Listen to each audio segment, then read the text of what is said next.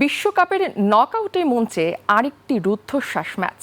৯০ minute পর্যন্ত এগিয়ে থেকেও শেষ রক্ষা হলো না নেদারল্যান্ডসের। যোগ করার সময় গোল করে ম্যাচ অতিরিক্ত সময় নিয়ে যায় মরক্কো।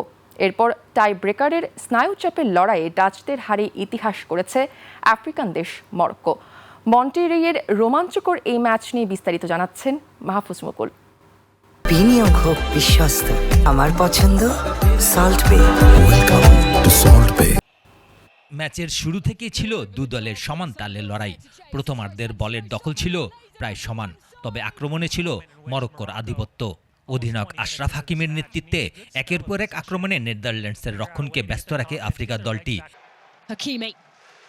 কিন্তু ডাচ গোলরক্ষক বার্ট ভারব্রুগেন ছিলেন দুর্দান্ত। এল আইনাউই ও হাকিমির নিশ্চিত দুটি গোলের সুযোগ অবিশ্বাস্যভাবে ফিরিয়ে দিয়ে দলকে ম্যাচে টিকিয়ে রাখেন তিনি। বিরতির পরও আক্রমণের ধার বজায় রাখে মরক্কো। চাপের মুখে বদল আনেন ডাচ কোচ, আর সেই পরিবর্তনই যেন এনে দেয় কাঙ্ক্ষিত ফল।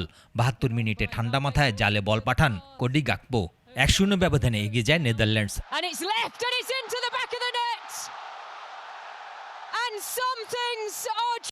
শেষ বাঁশির অপেক্ষায় যখন ডাচ শিবির, তখনই ম্যাচের মোড় ঘুরিয়ে দেয় মরক্কো। যোগ করা সময়ের প্রথম মিনিটে বদলি খেলোয়াড় কেমসডাইন তালবির নিখুঁত ক্রসে দুর্দান্ত হেডে গোল করেন ইসা দিওপ।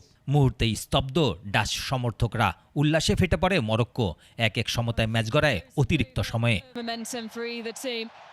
অতিরিক্ত ৩০ মিনিটেও গোলে দেখা মেলেনি। দুই গোলরক্ষকই ছিলেন দুর্ভেদ্য দেয়াল, তাই ভাগ্য নির্ধারণের দায় গিয়ে পড়ে টাই ব্রেকারে। সেখানে শুরুতেই এল আইনাউইর শট রুখে দেয় নেদারল্যান্ডস,